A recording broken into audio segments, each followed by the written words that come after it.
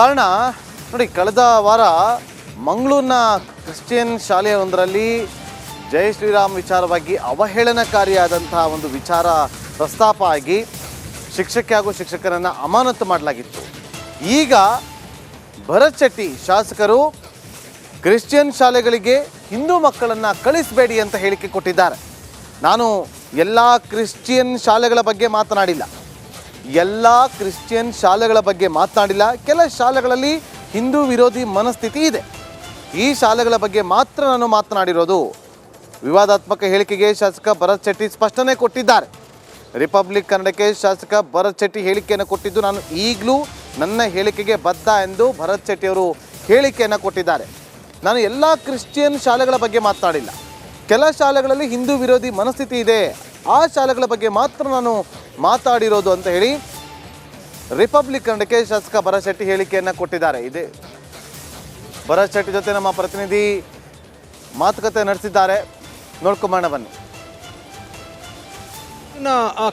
ಶಾಲೆಯೊಂದರಲ್ಲಿ ಏನು ಶಿಕ್ಷಕಿ ಶ್ರೀರಾಮನ ಸಂಬಂಧಪಟ್ಟಂಥ ಅವಹೇಳನ ಮಾಡಿಕೆ ವಿಚಾರ ಏನಿದೆ ಅದು ಸಾಕಷ್ಟು ಚರ್ಚೆಗೆ ಗ್ರಾಸ ಆಗಿರುವಂಥದ್ದು. ಈ ಬಗ್ಗೆ ಶಾಸಕರಾದಂಥ ಭರತ್ ಶೆಟ್ಟಿ ಅವರು ಒಂದು ಟ್ವೀಟನ್ನು ಮಾಡಿರುವಂಥದ್ದು, ಅದು ಚರ್ಚೆ ವಿಚಾರ ಆಗಿರುವಂಥದ್ದು. ಅಂದರೆ ಕ್ರಿಶ್ಚಿಯನ್ ಶಾಲೆಗಳಿರುವಂಥ ಹಿಂದೂ ಮಕ್ಕಳನ್ನು ತ್ಯಜಿಸಬೇಕು ಅನ್ನೋ ಒಂದು ಕರೆಯನ್ನು ಕೊಟ್ಟಿರೋದು. ಈ ಬಗ್ಗೆ ಮಾತಾಡೋಕ್ಕೆ ಸ್ವತಃ ಭರತ್ ಶೆಟ್ಟಿ ನಮ್ಮ ಜೊತೆ ಇದ್ದಾರೆ. ಸರ್, ತಾವು ಟ್ವೀಟ್ ಮಾಡಿರೋದು ಫಸ್ಟು ಆ ಶಿಕ್ಷಕಿ ಶ್ರೀರಾಮನ ಅವಹೇಳನ ಸಂಬಂಧಪಟ್ಟಂತೆ ಮಾತಾಡಿರುವಂಥದ್ದು, ಏನು ಇದ್ರ ಬಗ್ಗೆ ಏನು ಹೇಳ್ತೀರಾ?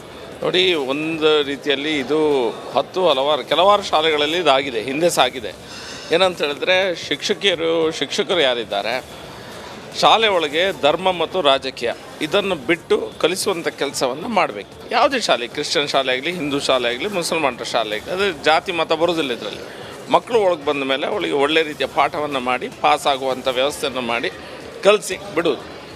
ಆದರೆ ಹಲವಾರು ಶಾಲೆಗಳಲ್ಲಿ ನಮ್ಮ ಹಿಂದೂ ಸಂಸ್ಕೃತಿಯನ್ನು ಅವಹೇಳನ ಮಾಡಿ ಮಾತಾಡೋದು, ತುಚ್ಛ ರೀತಿಯಲ್ಲಿ ನೋಡೋದು, ಅದೆಲ್ಲ ಆಗ್ತಾನೆ ಇತ್ತು. ಈಗ ಒಂದು ಹೆಜ್ಜೆ ಮುಂದೆ ಹೋಗಿ ಶ್ರೀರಾಮನೇ ಇಲ್ಲ ಅನ್ನುವಂಥ ಒಂದು ಮನೋಭಾವನೆಯನ್ನು ಮಕ್ಕಳಲ್ಲಿ, ಸಣ್ಣ ಮಕ್ಕಳಲ್ಲಿ 5ನೇ ಕ್ಲಾಸ್ 6ನೇ ಕ್ಲಾಸ್ 7ನೇ ಕ್ಲಾಸ್ ಮಕ್ಕಳಲ್ಲಿ ಮನಸ್ಸಲ್ಲಿ ಹಾಕಿದಾಗ ಎಲ್ಲೋ ಒಂದು ಕಡೆ ನಿಮ್ಮ ನಂಬಿಕೆ ಸರಿ ಇಲ್ಲ ಅನ್ನುವಂಥದ್ದು, ಇದು ಒಂದು ರೀತಿಯಲ್ಲಿ ಮತಾಂತರಕ್ಕೆ ಒಂದು ಪ್ರಚೋದನೆ ಮಾಡಿದಂಥ ಒಂದು ವ್ಯವಸ್ಥೆ. ಯಾವ್ಯಾವ ಶಾಲೆಗಳಲ್ಲಿ ಯಾವ್ಯಾವ ಟೀಚರು ಎಲ್ಲೆಲ್ಲಿ ಈ ರೀತಿಯ ವ್ಯವಸ್ಥೆ ಉಂಟೋ ಆ ಶಾಲೆಗಳಲ್ಲಿ ಖಂಡಿತ ಹಿಂದೂಗಳು ಹೋಗುವ ಮುಂಚೆ ಯೋಚನೆ ಮಾಡಬೇಕು. ನಮ್ಮ ಮಕ್ಕಳನ್ನು ಅಲ್ಲಿ ಕಳಿಸುವ ಮುಂಚೆ ಯೋಚನೆ ಮಾಡಬೇಕಾದಂಥ ಪರಿಸ್ಥಿತಿ ಬಂದಿದೆ. ನಾನು ಬ್ಲ್ಯಾಂಕೆಟಾಗಿ ಎಲ್ಲ ಶಾಲೆಗಳಂತ ಹೇಳ್ತಾ ಇಲ್ಲ, ಎಲ್ಲೆಲ್ಲಿ ಯಾವ್ಯಾವ ಶಾಲೆಗಳಲ್ಲಿ ಒಂದು ಧರ್ಮದ ಮತದ ನಂಬಿಕೆಯ ಅವಹೇಳನ ಆಗ್ತದೆ, ಯಾವುದೇ ಮತ ಆಗಲಿ. ಈಗ ಒಂದು ಹಿಂದೂ ಶಾಲೆಯಲ್ಲಿ ಕ್ರಿಶ್ಚಿಯನ್ ನಂಬಿಕೆಯನ್ನು ಅವಹೇಳನ ಮಾಡೋದು ಅಥವಾ ಮುಸಲ್ಮಾನರ ನಂಬಿಕೆಯನ್ನು ಅವಹೇಳನ ಮಾಡೋದು ಸಹ ನಾವು ಒಪ್ಪುವುದಿಲ್ಲ. ಯಾವುದೇ ಶಾಲೆಗಳಲ್ಲಿ ಧರ್ಮ ಮತ್ತು ರಾಜಕೀಯದ ಇಂಟರ್ಫರೆನ್ಸ್ ಇರಬಾರ್ದು. ಸೊ ನೀವೇನಂತೂ ಪರ್ಟಿಕ್ಯುಲರ್ ಕ್ರಿಶ್ಚಿಯನ್ ಶಾಲೆಗಳಲ್ಲಿ ಓದ್ತಿರುವಂಥ ಹಿಂದೂ ಮಕ್ಕಳನ್ನು ತ್ಯಜಿಸಿ ಅಂತ ಹೇಳ್ತಾ ಇರುವಂಥದ್ದು. ಕ್ರಿಶ್ಚಿಯನ್ ಶಾಲೆಗಳಲ್ಲಿ ಯಾವ ಶಾಲೆಗಳಲ್ಲಿ ಟೀಚರ್ಸು ಹಿಂದೂ ಧರ್ಮವನ್ನು ಅವಹೇಳನ ಮಾಡ್ತಾರೆ ಆಯಾ ಶಾಲೆಗಳಲ್ಲಿ ಮಾತ್ರ, ಎಲ್ಲ ಶಾಲೆಗಳಂತ ಹೇಳಲಿಕ್ಕೆ ಆಗೋದಿಲ್ಲ ಇದರಲ್ಲಿ. ಅಂದರೆ ಯಾವ ಶಾಲೆಗಳಲ್ಲಿ ಈ ರೀತಿಯ ವ್ಯವಸ್ಥೆ ಇದೆ ಆ ಶಾಲೆಗಳನ್ನು ಖಂಡಿತ ಅದ್ರ ಬಗ್ಗೆ ಆಲೋಚನೆ ಮಾಡಬೇಕಾಗಿದೆ. ನಾವೀಗ we are no more apologetic Hindus. ನಾವು ಅಪೋಲಜೈಸ್ ಮಾಡಿಕೊಂಡು ಕೂತ್ಕೊಂಡು ನಮ್ಮ ಧರ್ಮವನ್ನು ಯಾರು ಹೀಯಾಳಿಸಿದ್ರು ತಡ್ಕೊಳ್ಳೋ ಪ್ರಶ್ನೆನೇ ಇಲ್ಲ. ಆದರೆ ಇದು ಎಲ್ಲ ಧರ್ಮಕ್ಕೂ, ಎಲ್ಲ ಮತದ್ದು, ಎಲ್ಲ ಮಕ್ಕಳನ್ನು ನಾವು ಧರ್ಮ ಮತ್ತು ರಾಜಕೀಯದಿಂದ ಹೊರಗಿಟ್ಟು ಒಳ್ಳೆ ರೀತಿಯ ಸಂಸ್ಕಾರ ಸಂಸ್ಕೃತಿಯನ್ನು ಶಾಲೆಯಲ್ಲಿ ಕೊಡಬೇಕು. ಅವರವ್ರ ಧರ್ಮ ಮತ ಏನಿದೆ ಮನೆಯಲ್ಲಿ ಮಾಡಿಕೊಳ್ಳಿ. ಇದು ಭರತ್ ಶೆಟ್ಟಿಯವರ ಒಂದು ಮಾತು. ಅವ್ರು ಹೇಳಿರುವಂಥದ್ದು ಏನು, ಎಲ್ಲ ಶಿಕ್ಷಣ ಸಂಸ್ಥೆಗಳಿಗೂ, ಅಂದರೆ ಕ್ರಿಶ್ಚಿಯನ್ ಎಲ್ಲ ಶಿಕ್ಷಣ ಮಿಷನರಿ ಸಂಸ್ಥೆಗಳಿಗೂ ನಾನು ಹೇಳ್ತಾ ಇಲ್ಲ, ಎಲ್ಲೆಲ್ಲಿ ಹಿಂದೂ ವಿರೋಧಿ ಸಂಬಂಧಪಟ್ಟಂತೆ ಹೇಳಿಕೆಗಳು ಬರುತ್ತೆ ಅಂಥ ಶಿಕ್ಷಣ ಸಂಸ್ಥೆಗಳಲ್ಲಿ ಯಾವುದೇ ಕಾರಣಕ್ಕೂ ಕೂಡ ಹಿಂದೂ ಮಕ್ಕಳನ್ನ ಕಳಿಸಬಾರ್ದು. ಇದ್ರ ಬಗ್ಗೆ ಪೇರೆಂಟ್ಸ್ ಯೋಚನೆ ಮಾಡಬೇಕಂತ. ಜೊತೆಗೆ ಮತ್ತೊಂದು ವ್ಯಾಲಿಡ್ ಪಾಯಿಂಟನ್ನು, ಅಂದರೆ ಮತ್ತೊಂದು ವಿಚಾರವನ್ನು, ಹೊಸ ವಿಚಾರ ಮದರಸಾ ವಿಚಾರಗಳಿಗೆ ಸಂಬಂಧಪಟ್ಟ ಮದರಸಗಳಿಗೆ ಕಳಿಸುವಂಥ ಶಿಕ್ಷಣ ಕರಿಕ್ಯುಲರಮ್ ಏನಿದೆ ಅದನ್ನು ಬಹಿರಂಗಗೊಳಿಸಬೇಕು. ಎಲ್ಲವನ್ನು ಕೂಡ ದೂರ್ತಾ ಇಲ್ಲ, ಅದು ಬಹಿರಂಗಗೊಳಿಸಬೇಕು. ಒಂದಷ್ಟು ಅನುಮಾನಗಳಿಗೆ ತೆರೆ ಬೀಳುತ್ತಂತ ಹೇಳಿರೋದು. ಈ ಬಗ್ಗೆ ಮನವಿ ಕೂಡ ಮಾಡ್ತೀವಿ ಅಂತ ಹೇಳಿರುವಂಥ ಕ್ಯಾಮರಾ ಪರ್ಸನ್ ಮಂಜು ಜೊತೆ ವಿಜಯ್, ರಿಪಬ್ಲಿಕ್ ಟಿವಿ, ಬೆಂಗಳೂರು.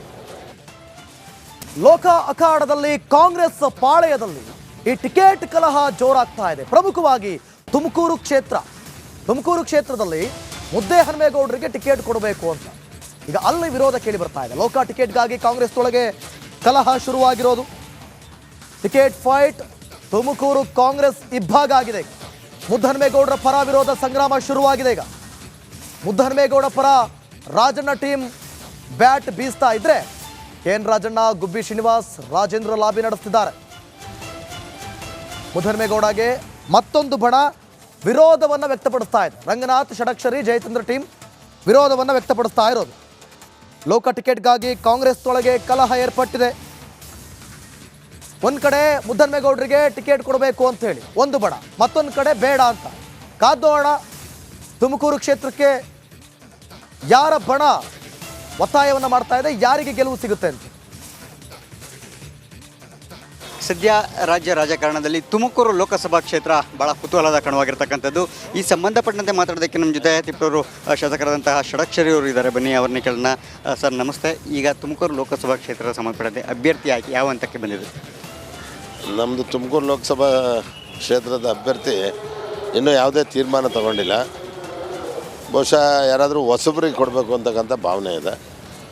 ಪಕ್ಷಕ್ಕೆ ಬೇರೆಯವ್ರು ಬರೋರಿದ್ದಾರೆ, ಅದ್ರ ಬಗ್ಗೆನೂ ನಮ್ಮಲ್ಲಿ ಹೈಕಮಾಂಡಿಂದ ಏನೂ ತೀರ್ಮಾನ ತಗೊಂಡಿಲ್ಲ. ನಾವೆಲ್ಲ ಒಗ್ಗಟ್ಟಾಗಿ ಒಂದು ಅಭ್ಯರ್ಥಿ ಕೊಡಿ ಅಂತಕ್ಕಂಥ ಸೂಚನೆಯನ್ನು ರಾಜ್ಯಾಧ್ಯಕ್ಷರು ಕೊಟ್ಟಿದ್ದಾರೆ, AICC ಅವರು ಕೊಟ್ಟಿದ್ದಾರೆ. ಅದ್ರ ಬಗ್ಗೆ ನಾವಿನ್ನೂ ಏನೂ ಚರ್ಚೆ ಆಗಿಲ್ಲ. ಸೊ ಚರ್ಚೆ ಮಾಡಿ ಸೂಕ್ತವಾದ ಅಭ್ಯರ್ಥಿನ ಆಯ್ಕೆ ಮಾಡ್ತೀವಿ. ಈಗಾಗಲೇ ಒಂದು ಕಡೆಗೆ ತಮ್ಗೆ ಗೊತ್ತಿರ್ಬೋದು, KN ರಾಜಣ್ಣ ಈಗಾಗಲೇ ಏನು ಮುದ್ದನ್ಮೇಗೌಡರ ಅಭ್ಯರ್ಥಿ ಅಂತ ಹೇಳ್ಬಿಟ್ಟು ಹೇಳ್ಕೊಂಡು ಅವನ ಸ್ವಂತ ಅಭಿಪ್ರಾಯ. ಹಾಗೆ ನಾನು ಇನ್ನೊಬ್ಬ ಅಭ್ಯರ್ಥಿ ಮಾಡೋಕ್ಕಾಗತ್ತಾ? ಹೈಕಮಾಂಡಿಗೆ ನಾವೆಲ್ಲ ಬದ್ದರು. ಅಲ್ಲ, KN ರಾಜಣ್ಣ ಹಿರಿಯರಾಗಿ ಸಚಿವರಾಗಿ ಯಾಕೆ ಈ ರೀತಿ ಏಕಪಕ್ಷ ನಡೆ? ಅದನ್ನು ನೀವು ಅವ್ರನ್ನ ಕೇಳಬೇಕು. ವಾಕ್ ಸ್ವಾತಂತ್ರ್ಯ ಇದೆ, ಆತನ ಅಭಿಪ್ರಾಯ ಆತ ಹೇಳೋಣ, ನನ್ನ ಅಭಿಪ್ರಾಯ ನಾನು ಹೇಳ್ತಿದ್ದೀನಿ. ಹಾಗೆಯೇ ಆಕಾಂಕ್ಷಿಗಳು ಕೂಡ ಜಾಸ್ತಿ ಜನ ಇದ್ದಾರೆ ಕಾಂಗ್ರೆಸ್ನಲ್ಲಿ. ಚುನಾವಣೆ ಬಂದಾಗ ಆಕಾಂಕ್ಷಿಗಳು ಬರ್ತಾರೆ, ಆಸೆ ಆಕಾಂಕ್ಷೆ ಇರ್ತದೆ, ಸೇವೆ ಮಾಡಬೇಕು ಅನ್ನೋ ಅಭಿಪ್ರಾಯ ಇರ್ತದೆ. ಅದ್ರ ಇದಕ್ಕೋಸ್ಕರ ಬರ್ತಾರೆ, ಸಹಜ. ಅಂದರೆ ಒಂದೇ ಸೀಟ್ ಕೊಡ್ತಕ್ಕಂಥದ್ದು. ಅರ್ಜಿ ಭಾಳ ಜನ ಹಾಕ್ತಾರೆ, ಅದರಲ್ಲಿ ಸೂಕ್ತವಾದ ಅಭ್ಯರ್ಥಿನ ಆಯ್ಕೆ ಮಾಡಿ ಕೊಡ್ತೇವೆ. ರಾಜಣ್ಣ ಅವ್ರ ನಡೆ ಈಗ ಯಾಕೆಂದರೆ ಎಲ್ಲ ಕೂಡ ಜಿಲ್ಲೆಯಲ್ಲಿ ಸಾಕಷ್ಟು ಶಾಸಕರು ಕೂಡ ವಿರೋಧ ವ್ಯಕ್ತಪಡ್ತಿರ್ತಕ್ಕಂಥದ್ದು. ಯಾಕೆಂದರೆ ಹೈಕಮಾಂಡ್ ಅನೌನ್ಸ್ ಮಾಡೋದಕ್ಕೂ ಮುಂಚೆನೇ ಇವರು ಈ ರೀತಿಯಾಗಿ ಏಕಪಕ್ಷೀಯವಾಗಿ ನಿರ್ಧಾರವನ್ನು ಹೇಳುವಂಥದ್ದು. ಅದನ್ನು ಹೈಕಮಾಂಡ್ ಗಮನಿಸಬೇಕು. ನಮಗೆ ಸಂಬಂಧಪಟ್ಟಂಥ ವಿಚಾರ ಅಲ್ಲ. ಹೈಕಮಾಂಡ್ನಲ್ಲಿ ನಮಗೆ ಸೂಚನೆ ಕೊಟ್ಟಿದ್ದಾರೆ, ಯಾರು ವೈಯಕ್ತಿಕವಾಗಿ ಹೇಳಿಕೆ ಕೊಡಬೇಡಿ ಅಂತ. ಆ ಪ್ರಕಾರ ನಾವು ಯಾರು ಹೇಳಿಕೆ ಕೊಟ್ಟಿಲ್ಲ, ಅದು ಅವರ ವೈಯಕ್ತಿಕ ಅಭಿಪ್ರಾಯ. ತುಂಬ ಜನ ಹಿರಿಯ ಶಾಸಕರು ಇದ್ದರೂ ಕೂಡ ಈ ರೀತಿ ಆಗ್ತಾ ಇರೋದ್ರಿಂದ ಸಹಜವಾಗಿ ಇಂಥ ಪ್ರಶ್ನೆಗಳು ಉದ್ಭವ ಆಗ್ತಾ ಇರ್ತದೆ ಕ್ಷೇತ್ರದಲ್ಲಿ. ಹಿರಿಯ ಶಾಸಕರಿದ್ದಾರೆ, ಅವ್ರನ್ನ ಕೇಳಿ ನಾನು ಹೇಳಿಕೆ ಕೊಡಬೇಕು ಅನ್ನೋದನ್ನು ಅವರು ಚಿಂತನೆ ಮಾಡಬೇಕು. Okay, thank you sir, thank you. ಇದಿಷ್ಟು ಕೂಡ ನನ್ನ ಷಡಕ್ಷರಿ ಅವರ ಮಾತು. ಅಂದರೆ ಹೈಕಮಾಂಡ್ ನಾಯಕರು ತೀರ್ಮಾನವನ್ನು ಮಾಡಬೇಕು. ಆದರೆ KN ರಾಜಣ್ಣ ಅವರು ಏಕಪಕ್ಷವಾಗಿ ಈ ರೀತಿಯ ಒಂದು ಹೇಳಿಕೆಗಳನ್ನು ಕೊಡ್ತಕ್ಕಂಥದ್ದು ಅಷ್ಟು ಸೂಕ್ತ ಅಲ್ಲ ಅಂತಕ್ಕಂಥ ಮಾತನ್ನು ಹೇಳಿರ್ತಕ್ಕಂಥದ್ದು. ಕ್ಯಾಮ್ರಾ ಪರ್ಸನ್ ಮಧು ಜೊತೆ ಸುರೇಶ್, ರಿಪಬ್ಲಿಕ್ ಕನ್ನಡ, ಬೆಂಗಳೂರು. ಶಾಸಕ ಭರತ್ ಶೆಟ್ಟಿ ಈಗ ಒಂದು ಅಚ್ಚರಿಯ ಹೇಳಿಕೆಯನ್ನು ಕೊಟ್ಟಿದ್ದಾರೆ. ನೋಡಿ, ನಿನ್ನೆ ರಿಪಬ್ಲಿಕ್ ಕನ್ನಡ ಒಂದು ಎಕ್ಸ್ಕ್ಲೂಸಿವ್ ಆಗಿ ರಾಷ್ಟ್ರ ರಾಜಕಾರಣಕ್ಕೆ ಸಂಬಂಧಪಟ್ಟಂಥ ಒಂದು ಬ್ರೇಕನ್ನು ಮಾಡಿತ್ತು. ಸೋನಿಯಾ ಗಾಂಧಿ ಅವರು ಇವತ್ತು ನಾಮಪತ್ರವನ್ನು ಸಲ್ಲಿಕೆ ಮಾಡ್ತಾರೆ ರಾಜ್ಯಸಭೆಗೆ ಅಂತೇಳಿ ನಾವು ಸುದ್ದಿಯನ್ನು ಬ್ರೇಕ್ ಮಾಡಿದ್ವಿ.